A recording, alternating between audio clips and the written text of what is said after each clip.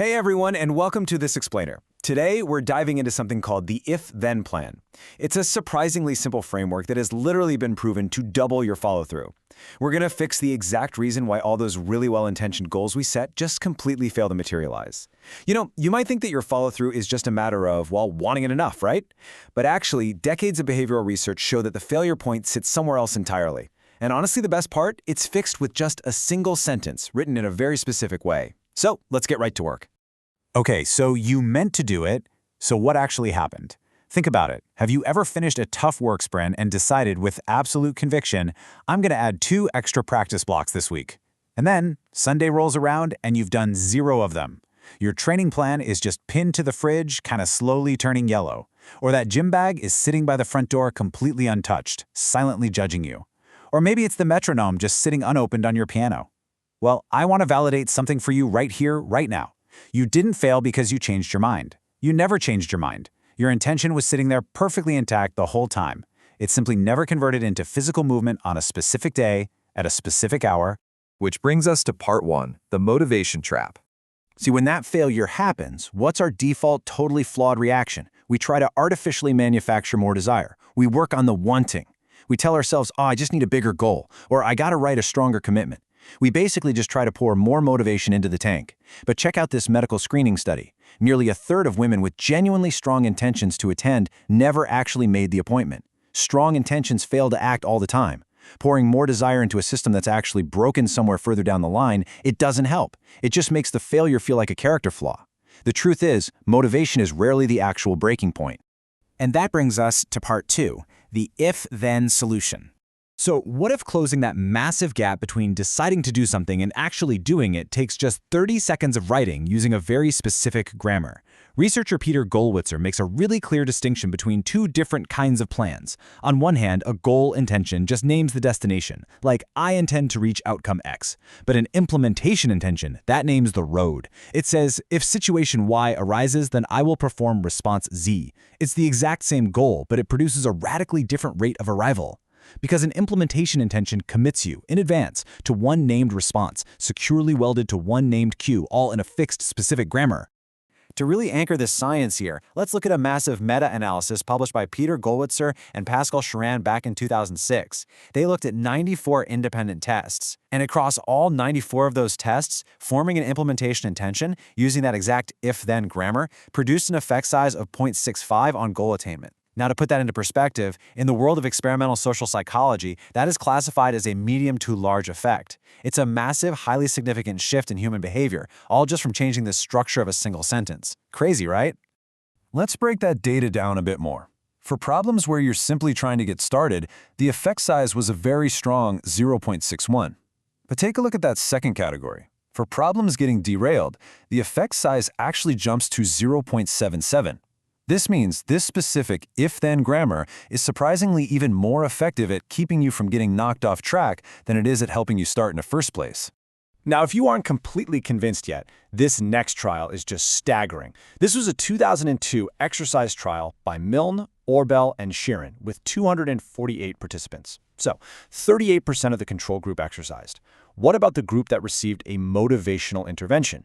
Well, only 35% exercised. Think about that. The motivation-only group actually performed slightly worse than doing nothing at all. But look at that towering third group. 91% of the people who wrote the specific if-then plan followed through.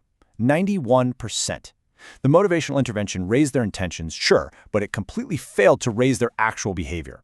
The planning did. All right. Part 3, the science of automaticity. So why does this work so flawlessly? How on earth does writing an if-then statement create such a dramatic shift in human behavior? Well, the mechanism Gollwitzer describes is called strategic automaticity. By specifying the cue up front, you're doing 2 crucial things. First, you make that situation highly accessible in your brain, so you actually notice it when it happens. And second, you link the response directly to that cue so the action starts automatically, without a fresh round of mental debate. You aren't building willpower here. You're successfully delegating the decision to a moment you already chose in the past. Goal setting and goal striving are 2 totally separate jobs, and this tool perfectly handles the striving. Which leads us to part 4, testing in the wild. Let's take this out of the laboratory for a second and see how it holds up in competitive sports under real pressure.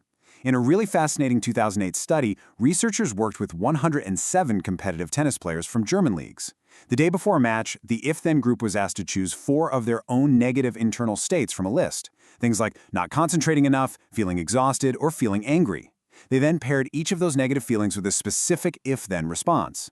Notice they didn't plan their physical swings, they planned their responses to their own worst internal feelings. And the result? After the matches, the if-then group was rated significantly higher on fitness and performance, both by themselves and by their trainers. It's a real game changer. Moving on to Part 5, the honest caveat.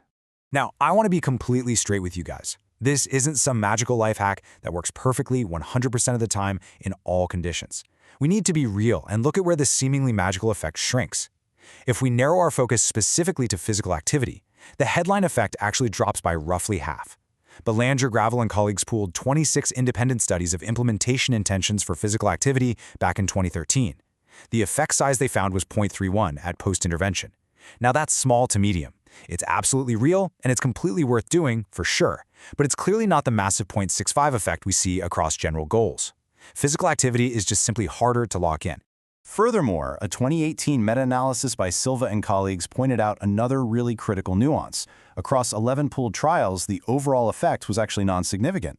But wait, in the 6 trials where the researchers actively reinforced the plan during the follow-up period, the effect became statistically significant again. So the takeaway here is super simple. If you just write it once and forget about it, you should expect very little. The plan absolutely must be kept alive.